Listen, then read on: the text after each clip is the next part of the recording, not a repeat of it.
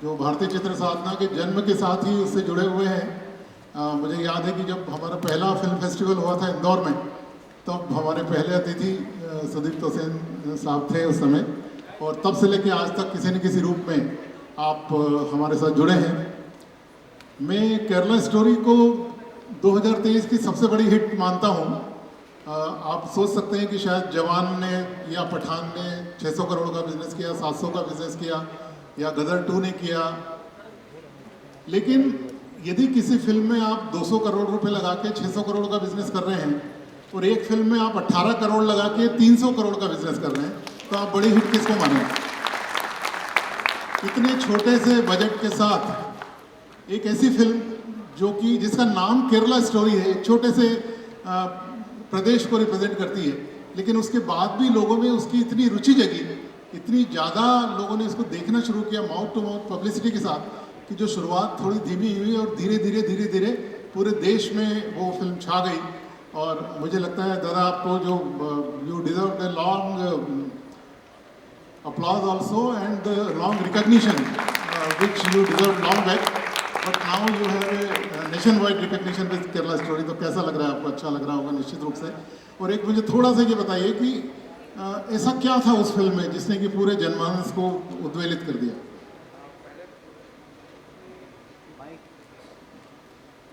पहले सबको नमस्कार, मेरे सीनियर्स को प्रणाम, और जो पीछे जो स्टूडेंट्स बैठे हैं सबको बहुत बहुत प्यार।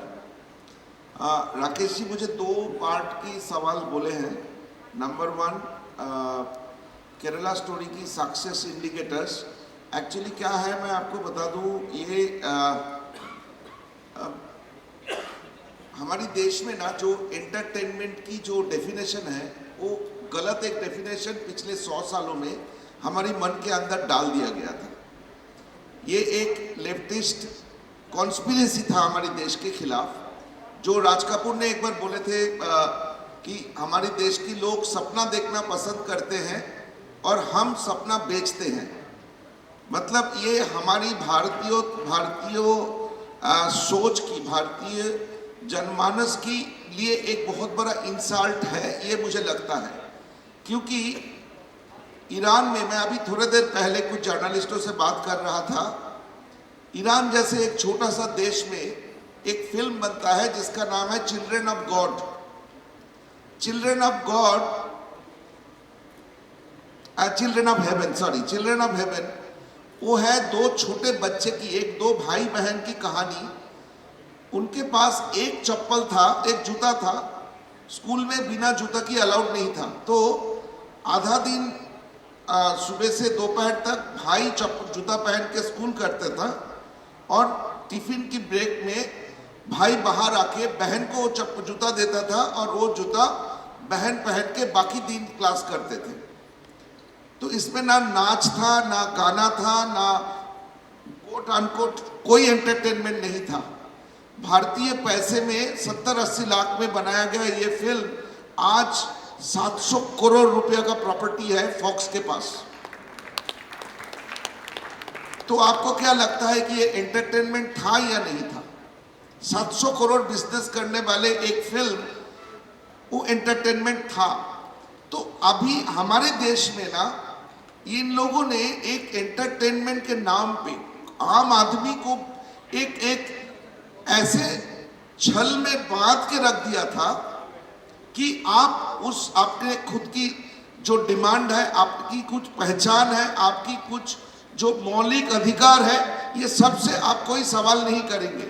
आपको एक शादी की वीडियो दिखाया जाएगा जिसका नाम कोई भी हो, कुछ कुछ होता है, हो कभी खुशी कभी गम हो, वो देखेंगे, बाहर आके आप उसको लेके सोचते रहेंगे till the next film comes. इसका नाम दिया गया था एंटरटेनमेंट, जो हमारे देश की एंटरटेनमेंट नहीं है। अब मैं ज़्यादा विस्तार से नहीं बात करूंगा। आप नाट्यशास्त्र जो 7-8 हज़ार साल पुराने जो इतिहास है हमारे देश की कला की, नाटक की, सिनेमा की, जो ऑलमोस्ट 150 साल होने वाले हैं, तो कभी आम लोगों की, हमारे जैसे छोटे शहर से आने वाले लोगों की एस्पिरेशंस की बात कभी हमारी सिनेमा नहीं की। तो हमें उसकी कभी उसको पैरेलल सिनेमा, कभी उसको कमर्शियल सिनेमा, कभी उसको आर्ट सिनेमा, ऐसे कुछ दायरे में बांध के एंटरटेनमेंट की असली जो डेफिनेशन है उस डेफिनेशन से आपको अलग करके रख दिया गया था। उसकी एक कॉन्स्पिरेसी चलता था हमारे देश में। अब पिछले 7-8 साल में एक ऐसे सिचुएशन आया, हमारे जैसे कुछ लोग, वो साउथ में भी है, नॉर्थ में भी है, वेस्ट में भी है, जो सच्चाई को बोलने की एक ताकत लेके आए। मेरी फिल्म केरला स्टोरी में हम बहुत आसानी से उसको एक बैलेंसिंग फिल्म बना सकता था। एक अच्छे मुसलमान कैरेक्टर दे सकते थे फिल्म में, जो हिंदुओं के पास एक मुसलमान, जो आम हिंदी फिल्मों में होता है, हमेशा बैलेंसिंग एक्ट किया जाता है। मैं और मेरी प्रोड्यूसर डिसीजन लिए थे, कोई बैलेंसिंग एक्ट करेंगे नहीं, हम सच्चाई को उसी तरीके से बोलेंगे जैसे सच बोला जाना चाहिए।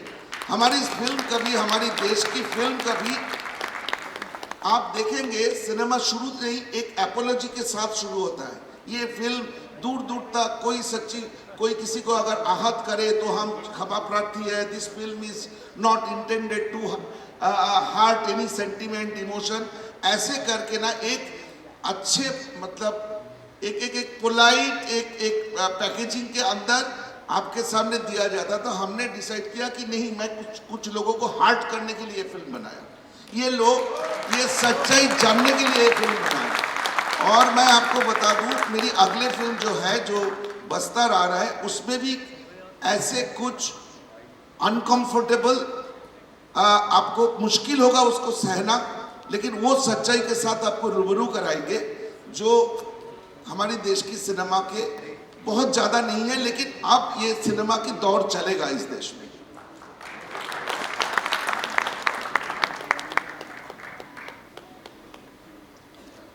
बहुत सही बात कही दादा आपने। और केरला स्टोरी के बहुत बातें हो चुकी है पिछले साल में, अलग अलग प्लेटफॉर्म के ऊपर समीक्षकों के द्वारा, आलोचकों के द्वारा उसको बहुत सराहा गया है। पिछले दिनों दादा इंदौर आए थे, इन्होंने 2.5 घंटे लगातार उस फिल्म के ऊपर बात करी थी और उनको स्टैंडिंग ओवेशन मिला था। मुझे याद है 10 मिनट तक तालियां बजती रही थी जब उन्होंने पूरी फिल्म की बैकग्राउंड के बारे में और उसके बाद में बताया था। तो हम सब जानते हैं केरला स्टोरी के बारे में, हमारे पास समय की सीमा भी रहेगी। मैं दादा संक्षिप्त में आपसे आपकी जो बस्तर फिल्म आ रही है, जो अभी 15 मार्च को रिलीज़ होने वाली है, उसके बारे में बहुत थोड़े से मैं कुछ बताइए। मैं एक नया फिल्म के बारे में ज़्यादा बोलना ठीक बात नहीं है, तो क्योंकि फिल्म आने के बाद देखेंगे तो आपको पता चलेगा। लेकिन इस फिल्म की जो जर्नी है, ये जर्नी 1967 में नॉर्थ बंगाल में एक मूवमेंट शुरू हुआ था, जिसको अलग अलग लोग अलग अलग नाम से बोलते हैं। इसका नाम माओइस्ट मूवमेंट है, इसका नाम अल्ट्रा लेफ्ट पीसेंट मूवमेंट, ऐसे अलग अलग नाम दिया जाता है। बेसिकली एक चाइना में जो रिवॉल्यूशन हुआ था माओ सेतुंग के नेतृत्व में, उसका ही एक फॉर्मूला लेके कुछ लोगों ने हमारे देश में एक अराजकता फैलाने के लिए एक मूवमेंट शुरू किया था, जिसका communist party of India, Marxist Leninist, इस मूवमेंट की जन्म हुआ था। उसके बाद ये मूवमेंट बंगाल से लेकर झारखंड, बिहार, उड़ीसा, महाराष्ट्र, कर्नाटक, आंध्रा, केरल तक चले गए। एक माओइस्टों की रेड कॉरिडोर बनाया गया था। और यहाँ पे आपको समझना होगा कि यहाँ पे इस देश की सबसे ज़्यादा माइनिंग प्रोडक्ट उस एरिया में जमा हुआ है। तो ये जो बस्तर करके एक जो जगह है, ये छत्तीसगढ़ की सदर्न पार्ट में 7 डिस्ट्रिक्ट की एक एरिया को इकट्ठा बस्तर बोला जाता है। यहाँ पे बहुत बड़ा एक जंगल है जिसका नाम है अबूझमार। इस जंगल ये माओवादी मूवमेंटों की एपिसेंटर माना जाता है, उसका राजधानी माना जाता है। 1967 से लेकर 2005 तक की माओवादियों की इतना ब्रुटलिटी, इतना दहशत बस्तर की ग्रामीण के पास, बस्तर की ट्राइबलों के ऊपर था कि एक जन आंदोलन शुरू हुआ था 2005 में, जिसको बोलते सालवा जुदुम। ये सालवा जुदुम मूवमेंट जब शुरू हुई तब नक्सलियों ने, जो माओइस्टों ने एक थ्रेट फील किया। वो माओइस्टों ने जंगल में जरूर लड़ते हैं, लेकिन उनका सपोर्ट बेस दिल्ली जैसे बड़े बड़े शहर, दिल्ली, बॉम्बे, हैदराबाद जैसे बड़े शहर से उनको प्रोटेक्शन मिलता है। तो एक बहुत बड़ा कोर्ट केस चला था 2005 से लेकर 2013 तक, 2012 तक। तो मेरी फिल्म इस कोर्ट केस की आधारित है। It's a court room drama, और साथ साथ जब कोर्ट रूम में जो एविडेंसेस पेश किया जाता है, उस पेशी के दौरान हम लोगों ने ये कोशिश की कि छत्तीसगढ़ बस्तर की जो ज़िंदगी है, उस ज़िंदगी के साथ हमारे दर्शकों को समझाना कि अगर वहाँ पे भारत की तिरंगा उड़ाया जाता है तो वहाँ पे लोगों को 32 टुकड़े करके काट दिया जाता है। तो इस तरह की कुछ इंसिडेंसेस के साथ आप लोगों को परिचय किया जाएगा। आप देखेंगे कि ये मार्क्सिस्ट लोगों की, माओवादियों लोगों की असली चेहरा क्या है, वो बस्तर की जंगलों में आपको देखने को मिलेगा। तो मुझे उम्मीद है कि केरल स्टोरी के लिए जो आप लोगों ने प्यार मोहब्बत दिए, आप बस्तर को भी उतना ही प्यार देंगे, और एक अनजाना सा दुनिया को आप जानेंगे कि इस देश की अंदर ये माओइस्टों ने क्या दहशत की जिंदगी बना के रखा है। हमारी पूरी शुभकामनाएं आपके साथ हैं, और उम्मीद करेंगे कि केरला स्टोरी से ज़्यादा बड़ी हिट हो, ज़्यादा लोग इसको देखें, और जो जागरूकता फैलाने का काम आप इस देश में कर रहे हैं वो इसी तरह से आगे बढ़ता जाए। दोस्तों, जो ओपन फोरम होता है वो थोड़ा सा मास्टर क्लास से अलग होता है। इसका इंतज़ार ये किसी भी फिल्म फेस्टिवल का एक बड़ा अहम और बड़ा ख़ास कार्यक्रम होता है, जिसमें न केवल हम कुछ सीनियर और बहुत स्टालवर्ड फिल्म मेकर्स को लेके आते हैं, साथ ही जो बडिंग फिल्म मेकर हैं वो भी हमारे सामने आते हैं, जिनकी फिल्में इस फेस्टिवल के अंदर प्रदर्शित हुई हैं। तो आप देख रहे हैं मेरे साथ 3 यहाँ फिल्म मेकर बैठे हुए हैं, जिनकी फिल्में इस फिल्म फेस्टिवल में दिखाई गई हैं। माननीय अशोक सरण जी बहुत अच्छे डॉक्यूमेंट्री फिल्म मेकर हैं। ये जो हमने पैनल बनाया है, ये बड़ा मिक्स एंड मैच का पैनल है। एक तरफ तो सुदीप्तो जादव है, जिनके पास बरसों पुराना अनुभव है, कई फीचर फिल्में इन्होंने बनाई हैं और इंटरनेशनल अवार्ड्स भी लिए हैं, नेशनल अवार्ड की भी लिए हैं। अशोक जी जो हैं वो बहुत सालों से डॉक्यूमेंट्री बना रहे हैं ट्राइबल्स इशू के ऊपर, जनजाति के विषयों के ऊपर उनकी सिद्धहस्ता है। और आप सभी जानते हैं कि हमारी सरकार जो है, वर्तमान सरकार जनजाति के मुद्दों के लेकर बहुत ज़्यादा संवेदनशील है। और आप भारतीय सेंसर बोर्ड के सदस्य रह चुके हैं, और अभी वर्तमान में भी भारतीय चित्र साधना का जो अभी सेशन चल रहा है, उसमें शॉर्ट फिल्म के जूरी हैं आपने एंट्री डॉक्यूमेंट्री में दी है, लेकिन आप शॉर्ट फिल्म के जूरी हैं। और एक ट्राइबल्स के ऊपर एक ट्राइबल इंडिया टीवी है, उसके आप मैनेजिंग डायरेक्टर हैं, और बरसों पुराना आपके पास अनुभव है। तो मैं अशोक जी से पूछना चाहूँगा कि एक तो आपने जनजाति का विषय क्यों चुना, क्यों इसमें बाकी, क्योंकि बहुत बड़ा बृहद संसार है सिनेमा का। और आपकी फिल्म थी गोंड रानी दुर्गावती, आप में से कितने लोगों ने देखी? कल शाम को ये स्क्रीन हुई थी, कल शाम को 5 बजे। बहुत बेहतरीन फिल्म बनी है, और इंदिरा गांधी राष्ट्रीय कला केंद्र के माध्यम से ये फिल्म बनाई गई है। यदि आपने नहीं देखी है तो आप ज़रूर देखेगा इस फिल्म को। और जो फिल्म का क्राफ्ट है, मतलब सुदीप्तो दादा क्राफ्ट के विशेषज्ञ माने जाते हैं, लेकिन ये जो डॉक्यूमेंट्री मैंने इसको देखी थी, उसको देख के लगता है कि डॉक्यूमेंट्री किस तरह से बनाई जाती है वो आपसे सीखना चाहिए। तो हमारे कई बड़े फिल्म मेकर यहाँ पे हैं जिन्होंने अपनी डॉक्यूमेंट्रीज यहाँ पे दी है। तो आप थोड़ी सी अपनी यात्रा के बारे में बताइएगा, और ये ट्राइबल विषय आपने क्यों चुना, और ये जो गोंड रानी दुर्गावती आपने जो डॉक्यूमेंट्री बनाई है उसके बारे में थोड़ा सा चर्चा करें। जी धन्यवाद राकेश जी। सबसे पहले तो मैं भारतीय चित्र साधना, उनके तमाम अधिकारी और कार्यकर्ताओं को हार्दिक धन्यवाद देना चाहूँगा कि आपने मुझे इस मंच में बुला के मेरा सम्मान नहीं बल्कि 15 करोड़ जनजातियों को सम्मानित किया है। इसके लिए आपको बहुत बहुत धन्यवाद। निश्चित ही मेरा विषय जनजाति है। ट्राइबल विषय में हमने काफ़ी काम किए, 200 से अधिक डॉक्यूमेंट्री बनाए हैं। भगवान बिरसा मुंडा पे हमारी 2.5 घंटे की फीचर फिल्म है, मुंबई के तमाम कलाकार लोग काम किए हैं, अवार्ड विनिंग फिल्म है। और एक अभी गौंड जनजाति की वीरंगना रानी दुर्गावती, उस पर एक फिल्म है जो अभी राकेश जी बता रहे थे। पहला तो इनका ये था कि हमने जनजाति विषय को क्यों चुना। तो देखिए, मेरी जो पढ़ाई लिखाई सब कुछ झारखंड रांची से हुई है, और झारखंड ट्राइबल डोमिनेटेड स्टेट है। तो मेरे जितने भी मित्र यार रहे हैं वो सब जनजातीय समाज से जुड़े रहे हैं। तो जब या स्कूल या कॉलेज जब हम लोग करते थे तो ज़्यादातर मेरा एंट्री जंगलों में हो जाता था। तो दोस्त लोग ले जाते थे, चलो आज भोजन करेंगे आज। तो करते करते मैं उनके इतने करीब हो गया, और जब मैं उनके साथ उठने बैठने लगा, रातें गुजारने लगी, तो मुझे एक बड़ा श्रेष्ठ समाज, जनजातीय समाज दिखाई दिया। सत्य का स्वरूप है, श्रेष्ठता है।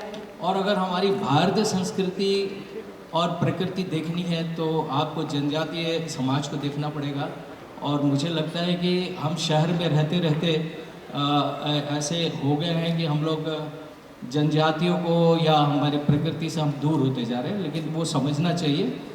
तो ये था मेरा जो जनजातीय विषय पे जो आकर्षण हुआ, ये एक महत्वपूर्ण ये रहा है। और उसमें मैं काम करने लगा। मुझे लगा कि चूँकि मैं नाटक वाटक से जुड़ा रहा, राष्ट्रीय नाट्य विद्यालय से भी 3 महीने का कोर्स किया, तो करते करते फिर मुझे लगा कि नहीं, इन पे काम होना चाहिए। और मैंने 1986 में पहली डॉक्यूमेंट्री बनाई थी, जब उसमें कोई चैनल नहीं हुआ करता था, सिर्फ मात्र दूरदर्शन था। और एक वहाँ का फेस्टिवल था, दादा भी जानते होंगे चूँकि वहाँ से नज़दीक ही है, सरहुल एक फेस्टिवल है, तो वो हमने बनाया था और राष्ट्रीय प्रसारण भी हुआ था। तो जब ये प्रसारण हुआ तो थोड़ा उम्मीदें बढ़ने लगी, काम करने लगे और करते करते कब 200 के पार चले गए ये मुझे पता नहीं है, आज भी हम कर रहे हैं। और जनजातीय विषय, चूँकि देखिए आप कई जगह देखेंगे कि फोक आर्ट, कल्चर और फोक टेल्स स्टोरी हमेशा हिट होती है। जिसका मूल आप उदाहरण देख लीजिए, RRR, अभी और एक फिल्म आई है कांतारा, ये सब जनजातीय विषयों पे है और सुपरहिट फिल्में हैं। फिल्म बहुत अच्छी बनी है, कमाई बहुत अच्छा हुआ है। दादा भी अभी जो बस्तर पे कर रहे हैं, तो बस्तर भी क्या है, वो जनजातीय क्षेत्र है, जनजातियों से जुड़ा हुआ है। और जनजातीय लोगों को ही सॉफ्ट वो बना करके उनको कन्वर्ट करते हैं कि भाई आप, तो ये ऐसी होती हैं। जबकि हालांकि दादा हमेशा सच्चाई अपनी फिल्मों में दिखाते हैं, तो उम्मीद है कि ये बस्तर में भी ऐसी सच्चाइयाँ जरूर आएंगी।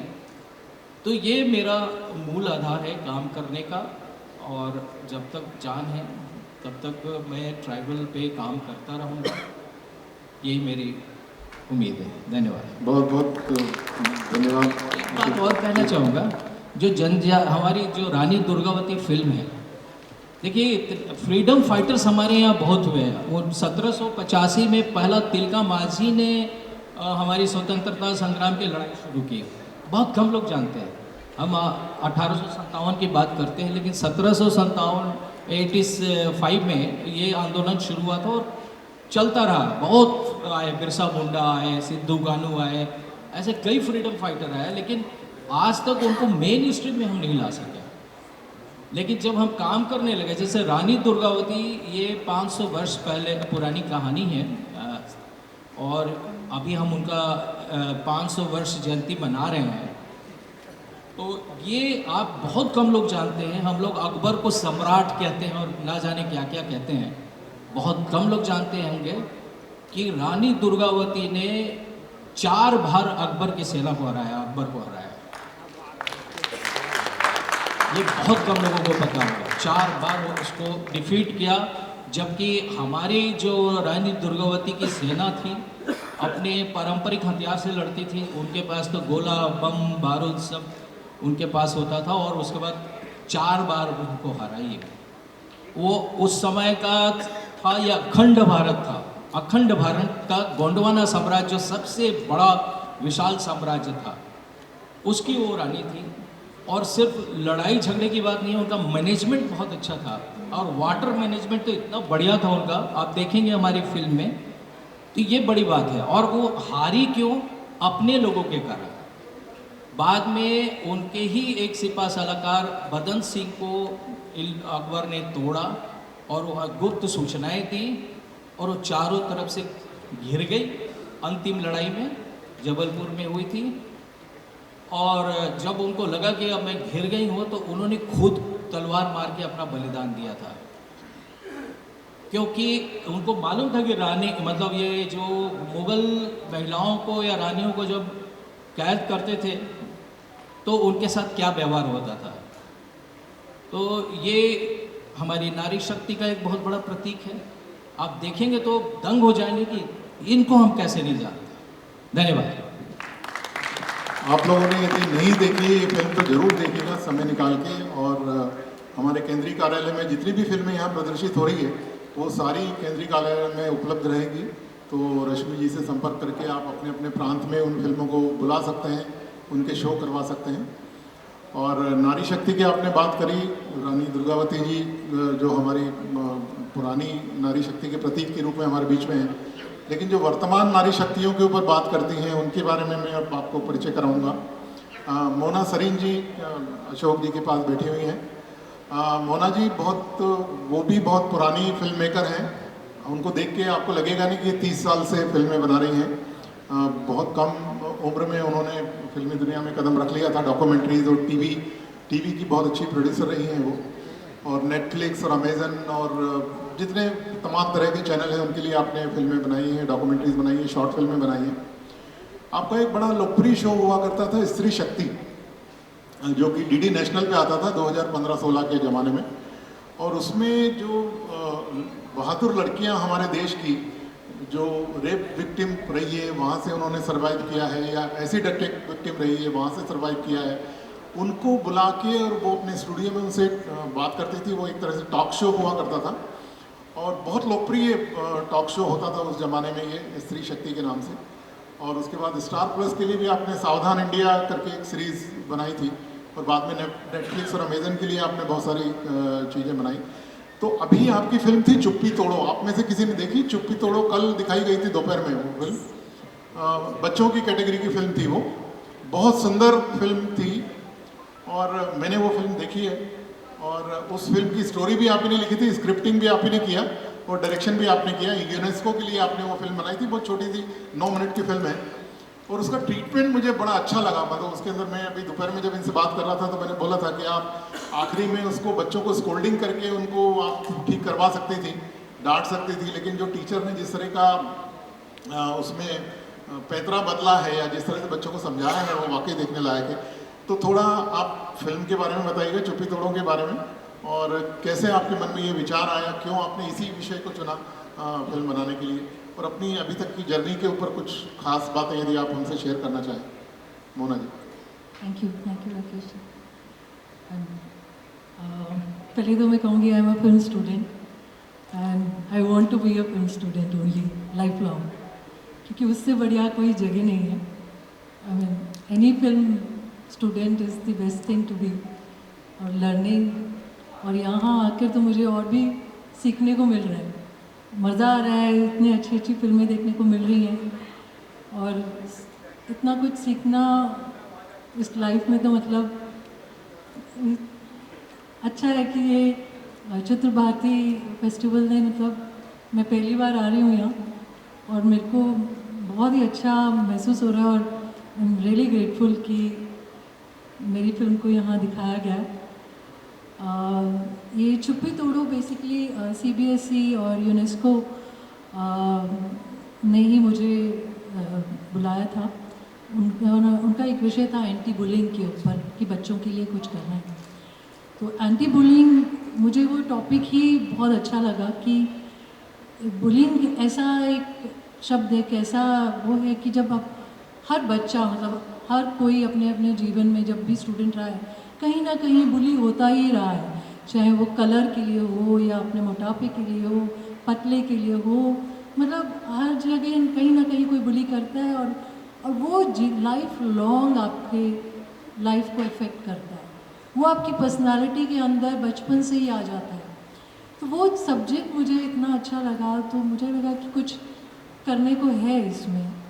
तो टीचर्स का कैसा बर्ताव होना चाहिए, क्योंकि वही हमारे को एक इंसान बनाने का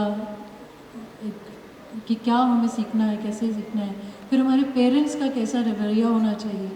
तो उस चीज़ को लेके मैंने एक ये प्रयास किया था कि किस तरीके से डांटना सल्यूशन नहीं है, लेकिन आप वो बच्चे को समझाना कि ये गलत है, अगर तुम किसी का मजाक उड़ाते हो तो ये गलत चीज़ है, कोई तुम्हारा उड़ाएगा फिर तुम किसी का उड़ाओगे और वो पर्सनालिटी में आ जाएगा।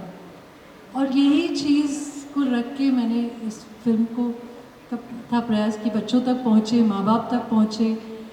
और यूनेस्को और सीबीएसई ने इसे हर सीबीएसई स्कूल में दिखाया, वर्कशॉप्स कंडक्ट करी, जहाँ पे चेंज आ रहा है, जो दिल को खुशी मिलती है कि वहाँ पेरेंट्स को भी लगता है कि हाँ हमारी भी कहीं गलती है, हम अपने बच्चे पे ध्यान नहीं देते। अगर वो कहीं पिट के आ रहा है तो हम उसे और पीटते हैं कि तुम कपड़े फाड़ रहा है या ये कर लिया वो कर लिया। हम कभी ये नहीं सोचते कि वो बच्चा है, वो पिट के आ रहा है तो क्यों पिट के आ रहा है। हम उसको प्यार से नहीं पूछते, कभी उसको डांटना शुरू कर देते हैं। तो ये सब चीज़ें बच्चे के अंदर जब आ जाती हैं तो यही जो मेरा ये शो की आप बात कर रहे हैं स्त्री शक्ति, वो भी कहीं ना कहीं इसी से जुड़ा हुआ है। लक्ष्मी मेरी पहली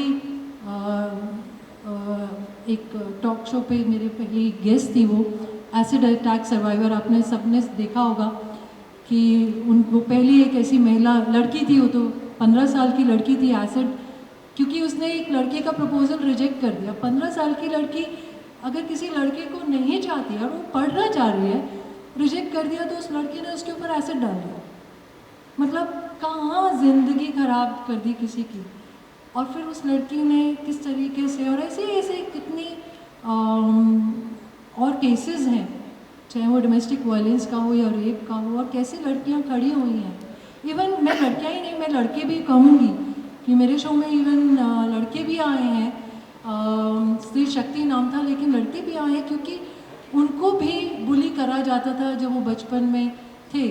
तो ये बुली होना और आगे जाकर लाइफ लॉन्ग तक कैसे वो इफ़ेक्ट करता है, तो शायद मेरी ज़िंदगी में ऐसी चीज़ें होती रही कि मुझे ये मौका मिलता रहा कि मैं इनको इस माध्यम से, जो कि हमारा रियल माध्यम है, चाहे रेडियो हो या वीडियो हो, मैं दिखा सकूं और कुछ चेंज आए दिमाग में, मानसिकता चेंज हो लोगों की, किस तरीके के हम ना करें काम। बस यही एक प्रयास है। Thank you Mona ji. और हम आपसे और बातें करेंगे भी। और जिन लोगों ने भी आपकी फिल्म देखी होगी, निश्चित रूप से बहुत अच्छी फिल्म बनाई है आपने, और आगे भी इस तरह के इश्यूज़ के ऊपर आप फिल्म बनाती रहेंगी। सबसे कोने में हमारे एक और बडिंग फिल्म मेकर है, जिनको आप रियली बडिंग फिल्म मेकर बोल सकते हैं, जो त्रिची तमिलनाडु से हमारे बीच में आए हैं, विघ्नेश परमाशिवम। आप इंजीनियर हैं, आईटी इंजीनियर हैं, और 2 साल पहले तक आपने आईटी इंजीनियर के रूप में सिस्को बेंगलोर के अंदर नौकरी की, और उसके बाद कुछ ऐसा कीड़ा घुसा दिमाग के अंदर कि नहीं अब मुझे तो फिल्म बनानी है, तो उसके बाद सब छोड़ छाड़ के नौकरी और फिर फिल्म में बनाना शुरू की। नेचुरली शॉर्ट फिल्म से ही शुरू करता है क्योंकि हमेशा संसाधनों की कमी रहती है। और उसके बाद मैंने उनसे पूछा कि फिर घर कैसे चलता है आपका, तो बोले मेरी वाइफ भी इंजीनियर है और वो कमाती है, तो उसके कारण मेरा घर चल रहा है, और वो मेरी फिल्मों को भी सपोर्ट करती है थोड़ा थोड़ा। तो फिर मैंने उनसे पूछा था कि वो उनको फिल्मों में इंटरेस्ट नहीं है क्या, तो बोले she is more interested in me. तो इसलिए उन्होंने बोला कि आप फिल्में बनाओ, मैं आपकी फिल्मों को सपोर्ट करूँगी। तो इस तरह से now he can not speak Hindi, I can not speak Tamil, तो हम लोगों ने एक समझौता किया कि हम अंग्रेजी में बात करेंगे। तो please tell me about your journey and you told me that you had applied for Netflix, which was rejected, then you applied another place, and then you got this selection, and then you did not have money, and then your wife supported for this. So kindly share with our audience how did you do this. And he has also written the script and story, and also he did the direction of this film. धन्यवाद जी। नमस्कार, मैं विघ्नेश परमस्वम में हूँ, तमिलनाडु से आ रहा हूँ। मेरा हिंदी इतना अच्छा नहीं है, so I prefer to speak in English. So myself software engineer, I quit my job and focus fully on filmmaking. Regarding this short film Tunai, initially that was written for a competition called Take 10, which was conducted by Netflix. It was like a project by Netflix. Every year they'll pick a 10 aspiring filmmakers and they fund a short film project. They were supposed to give us 7 lakhs for a short film project. I reached till top 20, not top 10. So I couldn't get into the top 10. So the same script was submitted to Bangalore International Short Film Festival. So there it got selected and they gave around 1 lakh rupees actually for the short film production. And the remaining amount, as he mentioned, my wife gave it. So that's how the short film today got made actually. Hope some people folks would have watched it actually. If आपकी not, film का नाम है थुनाई। तो आप लोगों ने किसी ने देखी? इसके ठीक पहले हमारा सेशन शुरू होने के पहले वो फिल्म दिखाई थी। पीछे बहुत सारे लोगों ने आपकी Thanks. फिल्म देखी है। hope you like it. थुनाई का मतलब होता है कंपेनियन। ये एक बूढ़े व्यक्ति की कहानी है जो अपनी याददाश्त खो देता है। उसको कुछ भी याद नहीं रहता, उसका नाम भी याद नहीं रहता, उसका पास्ट याद नहीं रहता। तो एक बूढ़ी महिला जो है उसको वो याद दिलाने की कोशिश करती है, उसका घर उसको ढूंढवाने की कोशिश करती है। और वो फिल्म जो है रिलेशनशिप के ऊपर आपने बनाई है कि ज़िंदगी के हर मोड़ पे हमको कोई ना कोई व्यक्ति साथ चाहिए। इस बात को वो फिल्म इस्टेब्लिश करती है कि एक कंपेनियन का, एक रिलेशनशिप का क्या इम्पोर्टेंस होता है। और एक बड़ी अच्छी बात आपने बताई थी कि हमारे सेंसर बोर्ड की बहुत वरिष्ठ सदस्य हैं लीला सैमसन जी, और बहुत जानी मानी हस्ती है साउथ की। उन्होंने जब इनके कंसेप्ट के बारे में सुना तो वो इमीडिएटली उनको बहुत अच्छा लगा और she acted as a old women in that film. तो वो एक मेरे ख्याल में बहुत बड़ा अचीवमेंट है आपके लिए। तो कैसे आपने लीला जी को एंगेज किया इस फिल्म के अंदर? Yeah, I just somehow I got her number and I called her. She told her, let's meet in home. I went there and narrated it. Immediately she said okay. And being acted in Mani Sir movie and all, she didn't expect anything. She came for initially immediately accepted, and she accepted for a very very low budget remuneration actually. Apart from that, she stayed in her home. I mean our home is, hopefully middle class home you would have aware how it is. She stayed in her home and acted for 2 days continuously without any break or something. So I mean, being here, I owe to all the people, starting from my wife and my producers and my entire team actually. So, Yeah, but that's a big achievement for you, and I'm sure you will be very happy. And I wish you all the best Thank you, sir. for tomorrow's award winning. I hope कि आपको भी उसमें कुछ न कुछ मिले, लोगों को यदि पसंद आती है तो। दादा, मैं आपसे पूछना चाहूँगा, ये जितने यहाँ पे बड़ी फिल्म मेकर यहाँ पे बैठे हुए हैं, जो सबसे पहली मुसीबत उनके सामने आती है वो पैसों की आती है। और उससे अच्छा, आपसे अच्छा कौन जान सकता है केरला स्टोरी आपने किस तकलीफ़ों से आपने बनाई थी, और बड़ी मुश्किल से वो जो 18-20 करोड़ का बजट आपके लिए इकट्ठा हुआ था। अब अगली फिल्म के लिए आपको बजट की कोई प्रॉब्लम नहीं है, क्योंकि एक बार आप सक्सेस हो गए तो उसके बाद आपको लाइन लग जाती है प्रोड्यूसर की। लेकिन शुरुआत कैसे की जाए, कैसे संसाधन जुटाए जाए? इनकी तो वाइफ ने सपोर्ट कर दिया, किसी के पास वाइफ नहीं है सपोर्ट करने के लिए, या घर वाले नहीं हैं सपोर्ट करने के लिए, तो वो कैसे अपनी फिल्मों को स्टार्ट करे क्या? और यहाँ हमने पिछला जो फिल्म फेस्टिवल था उसमें हमने देखा कुछ लोगों ने 0 बजट फिल्म भी बनाई है, केवल अपने मोबाइल से फिल्म बना के भेजी है। तो मिनिमम से मिनिमम बजट में अच्छी से अच्छी फिल्म को या कैसे शुरुआत की जाए, उसके बारे में आप अपने अनुभव से बताइए। मुझे ना, जब मैं स्ट्रगल करता था, पैसा ढूंढता था फिल्म बनाने के लिए, तब जब लोग ये बातें करता था तो मुझे लगता था कि क्या लेक्चर दे रहा है, या बहुत सिनिकल लगता था। लेकिन आज मैं बहुत ही कॉन्फिडेंस के साथ बोल सकता हूँ, आपके पास कुछ हो ना हो, सिर्फ सपना होना चाहिए।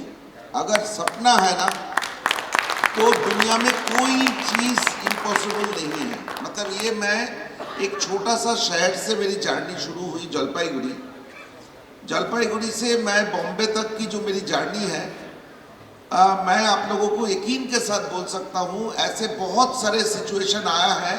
मुझे लगता था कि मैं घर वापस चला जाऊँ, मुझे लगता था कि मैं जो मैं करना चाहता हूँ मैं नहीं कर पाऊँगा। उसको तो उसकी बीवी मिल गई थी, लेकिन मैं शादीशुदा नहीं हूँ। मुझे बहुत लोगों ने मुझे अलग अलग समय पे सपोर्ट किए, और वो सपोर्ट ना ऐसे मिल जाता है, मैं सच मतलब सीरियसली बोल रहा हूँ। आप जो पीछे लोग जो बैठे हैं ना, मेरी बातों को आप सीरियसली ले लीजिए प्लीज। आपके अंदर अगर सच्चाई है ना, आपके अंदर सच्चाई है, आप सच बोलना चाहते हैं, और जो फिल्म आप बनाना चाहते हैं वो दिल से बनाना चाहते हैं, एक दिन ना एक दिन अपॉर्चुनिटी आपकी दरवाजा पे नॉक करेगा ही करेगा। उसका कोई ऑप्शन सेकंड नहीं है। एंड ये हमारी ये पृथ्वी की, दुनिया की सबसे सुंदर चीज है कि एक मतलब सब मिलके आपको देखेंगे कि एक दिन आपका सपना सफल हो जाएगा। उसका कोई फॉर्मूला नहीं है। मैं कोई आध्यात्मिक बात भी नहीं कर रहा हूँ। सेल्फ कॉन्फिडेंस, और your inclination towards telling the truth, ये ओनली फॉर्मूला है फॉर द सक्सेस। तो एक तो ये बात है। और जैसे केरला स्टोरी की बात करूं, मैं केरला स्टोरी 2014 में शुरू किया था उसकी रिसर्च वर्क। थोड़ा थोड़ा पैसा मिलता था, थोड़ा मैं केरला चला जाता था, और थोड़ा थोड़ा पैसा मिलता था, मैं केरला चला जाता था। मुझे कई लोगों ने उस समय पे केरला जाने के लिए काफ़ी मदद की थी। मतलब एक डॉक्यूमेंट्री फिल्म बनाया था, मुझे नहीं लगा था कि मैं फीचर फिल्म बना पाऊंगा। In the name of love नाम की मैंने एक डॉक्यूमेंट्री फिल्म बनाया था।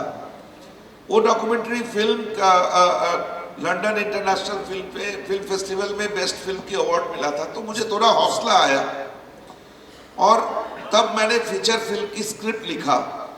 2 साल मैं लोगों के बीच में कोविड आ गया था, तो 2 साल तक मैं लोगों के प्रोड्यूसरों के घर पे जाते थे, और मुझे लग रहा था कि मिलेगा नहीं, तो मैं क्राउड फंडिंग का भी सोच रहा था।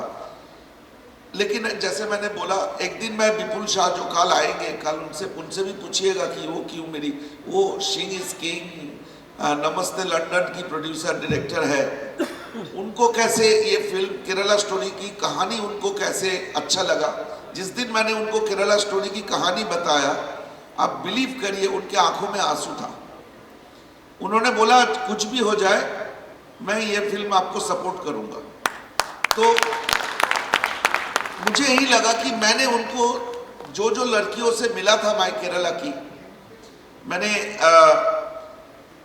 वहाँ पे आर्षा विद्या समाजम करके एक संस्था है, उनकी लड़कियों से तो मिले। उससे पहले मैं जितने नॉर्थ केरला की लड़कियों से मिले, मुझे लगा था कि मुझे इन लड़कियों का कहानी बताना है, और मैं उस इमोशन के साथ उनको ये कहानी बताया था। तो मैं रिपीट करता हूँ, आप अपने कन्विक्शन में लगे बने रहिए और सोचिए कि मुझे करना है। बहुत प्रॉब्लम आएगा, मुझे आपको पीछे खींचने की बहुत सारे लोग आएंगे। मुझे बॉम्बे में लोग बोलते थे टेलीविजन की कुछ कर लो, मुझे मौका मिलता था, मुझे नेशनल अवार्ड मिला था तो मुझे टेलीविजन की ऑफर आता था, छोटे छोटे फिल्म करने की ऑफर आता था। लेकिन मैंने डिसाइड कर लिया था कि मैं मेरे सपनों के साथ कॉम्प्रोमाइज नहीं करूँगा। तो at a point of time मुझे ये हमेशा, मतलब वर्स्ट पॉसिबल इमोशनल सिचुएशन पे भी मुझे नहीं लगता था कि मैं फिल्म नहीं बना पाऊंगा। मुझे सिर्फ ये लगता था कि एक मौका चाहिए मुझे, और वो जो एक मौका वाली बात है ना, ये नेचर की अद्भुत एक कोइंसिडेंस है, वो मिला ही देता है।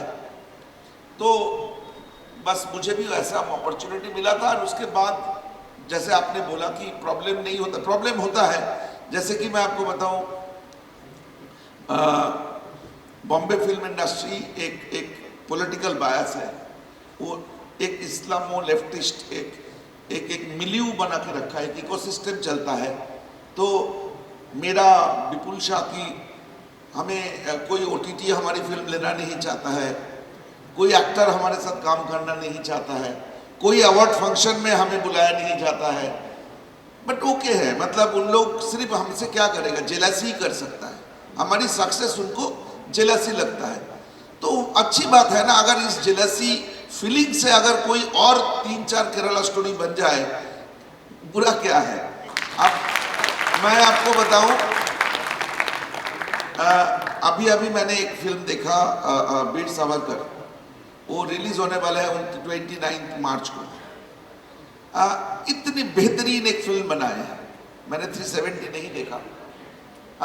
आप रणदीप हुड्डा जो एक कमर्शियल फिल्मों की जाने माने वो एक्टर है, एक फिल्म बनाने के लिए उन्होंने क्या क्या नहीं किया, अब देखने के बाद आपको रियलाइज होगा कि इतना बिलीवेबल बनाए वीर सावरकर। तो मुझे ये कहना है, मैं कोई क्लेम नहीं करता कि मेरी फिल्म का क्या सोशल इम्पैक्ट क्या है। एक कोझिकोड में एक IIM है, इंडियन इंस्टीट्यूट ऑफ मैनेजमेंट, वहाँ की एक ग्रुप हमारी केरला स्टोरी के ऊपर एक सोशल स्टडी कर रहा है, अलग अलग स्टेट में जाके। एक मज़ेदार कहानी आपको मैं बताऊं, मेरी कैमरामैन मेरा जो फिल्म की जो केरला स्टोरी में एक विलेन कैरेक्टर था, वो उसकी गर्लफ्रेंड के साथ फिल्म देखने गया था और वो उसने फोटो खींचा, मतलब चुपके से फोन से। तो उसकी जो गर्लफ्रेंड उसके बगल में बैठे थे, उनके बगल में एक लड़की थी, एक दूसरे को नहीं जानते थे, लेकिन फिल्म के दौरान दोनों लड़की दोनों के हाथ पकड़ के एक साथ रोए जा रहे थे, लेकिन स्ट्रांगली एक दूसरे के हाथ पकड़ के रखे थे। तो इस तरह की जो सामाजिक, जो सोशियोलॉजिकल एक इवोल्यूशन प्रोसेस होता है, इस तरह की इमोशन, रॉ इमोशन निकल के आता है। ये केरला स्टोरी हम सबको सिखाई। हम जब बना रहे थे हमें लगा नहीं था इस तरह की कुछ रिएक्शंस मिलेंगे। मुझे एक मज़ेदार कहानी आए। मैं इंदौर गया, एयरपोर्ट में बहुत लोग आए मिलने के लिए, फ्लावर बुके लेके। एक आदमी मेरे सामने सो गए, लेट गए जमीन पे मेरे पैर पकड़ के। तो मेरे लिए बहुत अनकंफर्टेबल सिचुएशन था। फिर उनको उठाए तो बहुत रो रहे थे। फिर पता चला कि इंदौर, मध्य प्रदेश, छत्तीसगढ़ में जो डिस्ट्रीब्यूट किया है हमारी फिल्म, वो उनका डिस्ट्रीब्यूटर है। हमारी फिल्म कोई डिस्ट्रीब्यूटर लेने के लिए मना कर दिया था। केरला स्टोरी कोई कन्वेंशनल पीवीआर, आइनॉक्स ले नहीं रहे थे। तो हमने क्या किया, जो पुराने ज़माने पे जो लोग फिल्म सिंगल स्क्रीन वाले जो डिस्ट्रीब्यूटर्स होते हैं, उन डिस्ट्रीब्यूटरों को हमने फिल्म डिस्ट्रीब्यूट करने दिया था। तो जो पुराने ज़माने के डिस्ट्रीब्यूटर थे, उनका धंधा बंद हो गया था। तो केरला स्टोरी डिस्ट्रीब्यूट करने के बाद उनके पास इतने पैसे आए कि उन्होंने अपना मॉर्टगेज रखा हुआ मकान छुड़ाए, अपनी बेटी की शादी की। तो उन्होंने आके मुझे थैंक्स बोलने आए थे कि आपकी फिल्म की वजह से मेरी परिवार बच गया। तो इस तरह की बहुत अलग अलग किस्म की इंसिडेंसेस, एक्सपीरियंसेस हमें हुई है। तो IIM कोझिकोड की एक ग्रुप, अच्छा और एक मज़ेदार स्टैटिस्टिक्स दे दूँ। पहला वीक में जो फिल्म, जिस फ्राइडे को फिल्म रिलीज होता है, फ्राइडे, सैटरडे, संडे 3 दिन एक फिल्म की सबसे इंपॉर्टेंट 3 दिन माना जाता है। इसमें जो कमाई करेगा उसकी 4 या 5 गुना, कभी कभी 10 गुने तक कमाई उस फिल्म का लाइफ लॉन्ग बिजनेस होगा, माना जाता है। मेरी फिल्म की पहला दिन की कमाई था 8 करोड़ 20 लाख रुपया, और पहला वीक का कमाई था करीबन 26 करोड़ रुपया। सेकेंड वीक का मेरे कमाई था 76 करोड़ रुपया। तो आप सोचिए, ये एक सोशल एक्सपेरिमेंटेशन नहीं है तो क्या है। हमने कोई बड़े बड़े होर्डिंग नहीं लगाए थे क्योंकि हमारे पास पैसे नहीं थे। हमने जो पैसा रखा था डिस्ट्रीब्यूशन के लिए, कोर्ट केस हमारे खिलाफ 16 कोर्ट केस हुआ था सुप्रीम कोर्ट में, और कपिल सिब्बल, इंदिरा जयसिंह, प्रशांत भूषण सब हमारी फिल्म बंद करने के लिए सुप्रीम कोर्ट पहुंचे थे। तो उनके खिलाफ केस लड़ने के लिए 2.5 करोड़ जो हमारी पब्लिसिटी के लिए रखा था वो खर्चा हो गया था। तो हम सिर्फ सोशल मीडिया और विस्पर कैंपेन, एक लोगों की जो एक इम्प्रेशन है फिल्म देख के जाके बाहर बोलेंगे और वो लोग देखने आएगा। उसके बाद इतने जन सैलाब शुरू हुआ कि by the time it reaches 4th week film 300 crore की आंकड़ा पार कर गया। तो एक समाज, मतलब ये एक सोशल मूवमेंट की तरह है। तो एक सिनेमा हमारे लिए कोई डांस नंबर नहीं था, कोई कॉमेडी नहीं था, कोई ये शादी वीडियो नहीं था, लेकिन इसमें एक ऐसे इमोशन था, ऐसे मैसेज था, ये पूरे देश की इमोशन को इकट्ठा कर। आज भी ऐसा कोई इंसिडेंट्स, अगर किसी की कोई मैनिपुलेटिव कन्वर्शन की कोई भी इशू आता है तो जरूर ट्विटर में मेरा नाम टैगिंग कर देते हैं या आधा की नाम टैग कर देते हैं। मतलब आप सोचिए, रिलीज की 7 महीना बाद भी केरला स्टोरी लोगों की मन में रह गए। लोग कोई भी बोले कि ये प्रोपेगेंडा फिल्म है, ये RSS बीजेपी का फिल्म है, मुझे नहीं लगता है कि ये अगर एक समाज को अगर इकट्ठा ना करे, इस लेवल की सक्सेस मिलना मुमकिन नहीं है। तो मुझे लगता है कि केरला स्टोरी सबके लिए एक एक्सपेरिमेंट, आपने बहुत अच्छी बात कही कि यदि आपने कन्विक्शन के साथ कोई काम शुरू किया है तो भले शुरुआत में थोड़ी सी कठिनाई आएगी, लेकिन धीरे धीरे आपको संसाधन भी मिलते जाएंगे, एक हमारी कहावत है कि असफलता का कोई माई बाप नहीं होता, लेकिन जब आप सफल हो जाते हैं तो फिर सैकड़ों लोग आपकी सफलता में हिस्सेदारी करना शुरू कर देते हैं। तो जब तक आप सफल हैं तब तक आपको फिर डिस्ट्रीब्यूटर भी मिलेंगे, अवार्ड नाइट में भी बुलाया जाएगा, आगे चल के आपके सम्मान भी होंगे, सब कुछ होता रहेगा as long as you are successful. अब हम थोड़ा क्वेश्चन आंसर के लिए समय रखते हैं क्योंकि ओपन फोरम है, तो आप लोगों की बात, आप लोगों के प्रश्न यहाँ आना चाहिए। कृपया माइक दे दें ऑडियंस के अंदर, और कोई भी व्यक्ति जो प्रश्न पूछना चाहे अपना हाथ उठाएं, अपना परिचय दें और किन से वो प्रश्न पूछ रहे हैं उनका नाम बोलें कि वो किसको मुखातिब हो रहे हैं। जी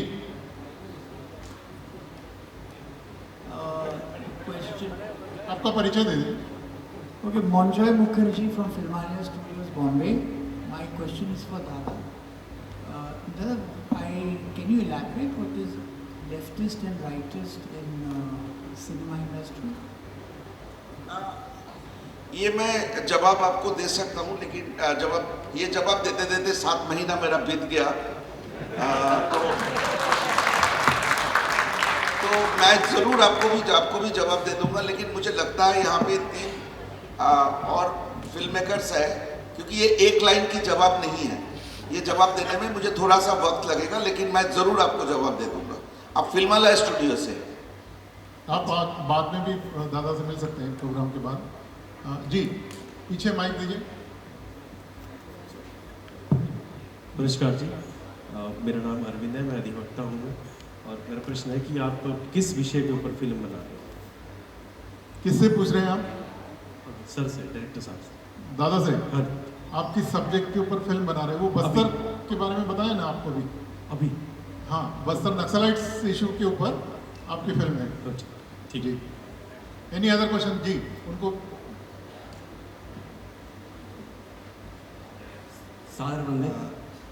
माई सेल्फ मोहन दादा। अशोक सरंदी से प्रश्न है कि उन्होंने उल गुलान एक क्रांति बिरसा मुंडा के जीवन पर बड़ी खूबसूरत फिल्म बनाई थी, देखी है वो मैंने।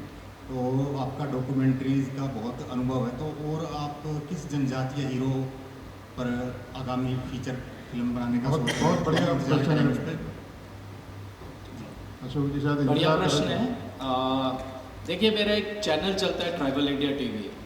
अभी उस ट्राइबल इंडिया टीवी में हम जितने जनजातीय स्वतंत्रता सेनानी हैं उनकी छोटी छोटी डॉक्यूमेंट्री हम डाल रहे हैं। और चूँकि ये बिरसा मुंडा बहुत पहले की फिल्म है, आपने नाम भी बताया उल गुलान एक क्रांति, तो फिलहाल फीचर फिल्म में तो ऐसा नहीं है, लेकिन मैं अभी प्लान कर रहा हूँ रानी दुर्गावती पे काम करने का, क्योंकि ये एक ऐसा विषय है। हम रानी झांसी को जानते हैं, उन्होंने स्वतंत्रता संग्राम में बहुत बड़ा, उन्होंने एक नारी होते हुए इतना बड़ा योगदान दिया है। लेकिन हमारी जब अखंड भारत में मुग़लों का अटैक हो रहा था, उस समय जो रानी दुर्गावती ने जिस तरीके से, और सिर्फ अकबर से नहीं लड़ा उन्होंने, शेर शाह सूरी, बाज बहादुर को 17 बार हराई है। और वो इस खीज में जा कर के फिर वो अकबर से मिला, क्योंकि वो उसको एक अपमान हो रहा था कि मैं एक नारी से हार रहा हूँ, तो अकबर से मिला था। और अकबर को उन्होंने भी, बाज बहादुर ने भी उसको, अकबर को सपोर्ट किया। तो इतना वर्सेटाइल स्टोरी है, इतना ड्रामा है उनके लाइफ में, और क्या ट्रेजेडी है। देखिए, वो लव मैरिज था उनका, वो कालिंजर दुर्ग है, वो क्षत्रियों का दुर्ग है, चंदेल साम्राज्य का दुर्ग रहा, उसकी वो राजकुमारी, एकलौती राजकुमारी रही। और उससे सटा हुआ गोंडवाना साम्राज्य था, बहुत विशाल और बहुत शक्तिशाली साम्राज्य था, गौंड जनजातियों का था। तो एक तो उनका आपस का मतलब संबंध था, और चूँकि वो उसके राजकुमार थे दलपत शाह, तो बहुत बहादुर थे। तो रानी दुर्गावती और वो जब गए तो उनका एक लव स्टोरी हुआ। फिर वो गौंड के राजा जो राजकुमार थे उनसे उन्होंने शादी की। शादी करने के बाद 7 वर्ष में उनके पति का देहांत हुआ। उस समय उनका एक छोटा सा बालक था, वीर नारायण सिंह। वो 5 वर्ष के बालक को वो गद्दी पे बिठा करके और फिर साम्राज्य को किया। बाद में खुद बलिदान दी। तो मुझे लगता है कि फीचर फिल्म के बहुत अच्छी स्टोरी है और मैं इसमें बहुत जल्दी बड़े लोगों के साथ काम कर रहा हूँ। धन्यवाद। बहुत बढ़िया। पीछे बहुत सारे हाथ उठे हैं, जरा उस तरफ कैमरा दीजिए कि वो माइक सादर बंदे, राइट सर आवाज आ साइड रही है? जी। सादर बंदे, आपने केरला फाइल खेली केरला के ऊपर और अभी बस्तर कर रहे हैं, तो क्या आप हरियाणा पे भी फिल्म करेंगे? कोई दादा लक्ष्मी आई है, उसके बाद मान सिंह पे कोई फिल्म करेंगे, गुरु मान सिंह पे? मैं एक फिल्म मेकर हूँ, मैं कोई भी सब्जेक्ट में करना चाहूँगा, लेकिन क्या है, मेरा केरला स्टोरी बनाने के पीछे 8 साल की रिसर्च के लिए 8 साल दिया और बस्तर के लिए भी 7-8 सालों से ज़्यादा ही होगा। तो ऐसे फिल्म नहीं बनता है। मुझे भी कई लोगों ने बोलते हैं, उनको लगता है कि मैं कश्मीर इसके ऊपर भी फिल्म बनाऊं। अभी वेस्ट बंगाल में जो संदेश खाली की जो बहुत ही मर्मनाक दर्दनाक घटना हुई है, उसके ऊपर भी फिल्म बनाऊं, लेकिन ऐसे नहीं बनता है। फिल्म बनाने के पीछे बहुत सारे रिसर्च चाहिए होता है, बहुत सारे मेहनत लगता है। तो कभी मौका मिले तो बात करेंगे इसके ऊपर।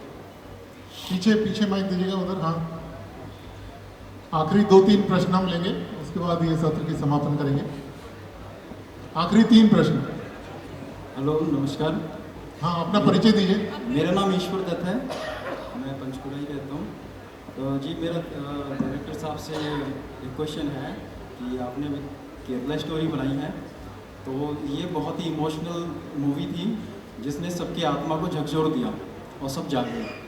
तो क्या कुछ ऐसा ही एक विषय और लेकर आप आएंगे जो आजकल सोसाइटी में हम देख रहे हैं कि मोरलिटी जैसे कम होती जा रही है? एक छोटे बच्चे के लेवल पे कहो, आप मीडियम कहो, या क्योंकि बुजुर्गों का सम्मान नहीं हो रहा, यंगर्स भी कहीं ना कहीं अपने फैमिली को लेकर कहीं एक ऐसी भी सोशल परेशान है, और बच्चे भी। तो क्या कोई ऐसा भी आप विषय लेके आएंगे जरूर कि जिससे कि हर इंसान को ये लगे कि हाँ, मुझे ऐसा बनना है, एक जिससे कि मेरा घर, सोसाइटी, पूरा समाज अच्छे से जागरूक हो, मैंने ऐसे गलत काम नहीं करना है? कुछ ऐसा विषय लेकर आप आएंगे फ्यूचर में? जी, ये तो बेसिक ह्यूमन इमोशन है। मेरी हर फिल्मों में यही विषय तो रहता ही है, आगे भी करेंगे इसके ऊपर। Thank you. हमारे पास समय की सीमा है। आखिरी प्रश्न, कोई भी आखिरी। अच्छा, एक इधर दे दीजिए, एक उधर दे दीजिए, ये इनको भी दे दीजिएगा जो सामने है। 1, 2, 3, 4। हेलो सर, सबसे पहले सभी हस्तियों को जय श्री राम। और मेरा प्रश्न अमित जी से है कि जैसा कि आपने बताया कि आप जनजातियों पर मूवी करना पसंद करते हैं, या आपने कई मूवीज़ की हैं, तो क्या कभी आपके मन में ये प्रश्न भी आया कि जिन जनजातियों के बारे में आप बात करते हैं, उनकी भूमिका हमारी बॉलीवुड में या सिनेमा में भी होनी चाहिए, कोई एक्टर हमें वहाँ से भी निकालना चाहिए? अगर ऐसा है तो आपने इसके लिए क्या प्रयत्न किए हैं? बिल्कुल बिल्कुल, इसीलिए तो मैं 40 वर्षों से जनजातियों पे ही काम कर रहा हूँ, क्योंकि फिल्मों में आनी चाहिए और अब उसको एक मेन स्ट्रीम में मिला है। जैसे मैंने अभी बताया था, RRR, कंतारा, ऐसी फिल्में हैं और बिल्कुल आनी चाहिए। और बहुत सारे निर्माता निर्देशक इस पे काम कर रहे हैं, तो आनी चाहिए। जी हाँ जी, हाँ, आपके पीछे मैडम, आपके पीछे 2 हाथ उठे हुए हैं। जल्दी जल्दी प्रश्न पूछ लीजिए, हमारे पास 2 मिनट का समय और है बस। उसके बाद ये आखिरी जो सामने भाई साहब बैठे हैं, इनको दे दीजिएगा बस। इसके बाद आप, अभी सभी फिल्मकार यहीं रहेंगे, आप बाद में भी उनसे बात कर सकते हैं, क्योंकि आगे और सत्र हैं, उसके लिए हमें कार्यक्रम समाप्त करना पड़ेगा। एक आप और एक ये भाई साहब जो आगे खड़े हैं। सर, सबसे पहले जय श्री राम सबको। सर, मेरा क्वेश्चन ये है कि जैसे कि हम भी एक मतलब ग्रुप चलाते हैं जैसे AI फिल्म्स करके, तो मैं आपसे ये क्वेश्चन पूछना चाह रहा हूँ कि बिगिनर्स लेवल में, जैसे मैम ने बताया कि जब मैं मैम से क्वेश्चन करना चाहूँगा कि बिगिनर्स लेवल पे इंस्ट्रूमेंट मतलब जो से भी मतलब सामान हमारे पास नहीं होते हैं, तो हमें सबसे पहले बिगिनर्स में हमें कैसे मतलब शुरुआत कैसे करनी चाहिए, कुछ उसके बारे में मैम बताना चाहिए। आपसे पूछ रहे हैं कि नेटफ्लिक्स या दूसरे प्लेटफॉर्म पे शुरुआत कैसे करना चाहिए? शुरुआत फिल्म बनाने के लिए नहीं, किसी प्लेटफॉर्म पे आपको फिल्म बेचनी है तो उसके लिए क्या करना पड़ेगा? नेटफ्लिक्स है, अमेजन है, बेचने के लिए, या अपनी फिल्म वहाँ प्रदर्शित हो वहाँ पे? अगर बना ली है उसके बाद बेचने के लिए तो आपको मतलब प्लेटफॉर्म में जाना, चक्कर तो लगाने ही पड़ेंगे। वो मतलब बेचने के लिए आपके पास आजकल वैसे प्लेटफॉर्म आप क्रिएट कर सकते हैं। यूट्यूब पे खुद ही इतना बड़ा एक प्लेटफॉर्म है, अपना यूट्यूब सोशल मीडिया, उसके लिए आप ये मत सोचिए कि आपको अपनी फिल्म बेचनी है तो आपको कोई बड़े प्लेटफॉर्म का जाइए। नहीं, अगर बाई चांस वहाँ पे मिलता है, आपको एंट्री नहीं मिलती है, तो आप सोशल मीडिया पे आपकी फिल्म को डालिए और वहाँ से चीज़ को आगे बढ़ाइए। कहीं ना कहीं तो वो पिक हो ही जाएगी। पर सिर्फ ये वेट करना और इसका कोई मतलब मेरे आई एम सॉरी, बेचने के लिए आप को खुद ही मेहनत करनी पड़ेगी, जाना पड़ेगा वहाँ। पर आपके सामने विघ्नेश जी का उदाहरण है कि वो नेटफ्लिक्स गए थे, नेटफ्लिक्स में दाल नहीं गली तो उन्होंने दूसरा रास्ता पकड़ा, हाँ, लेकिन अल्टीमेटली फिल्म बनी उनकी। करेक्ट। तो फेस्टिवल है, ये इतना बड़ा प्लेटफॉर्म है आपके पास। जी हाँ जी, भाई साहब प्लीज आखिरी प्रश्न बस। नमस्ते, नमस्कार।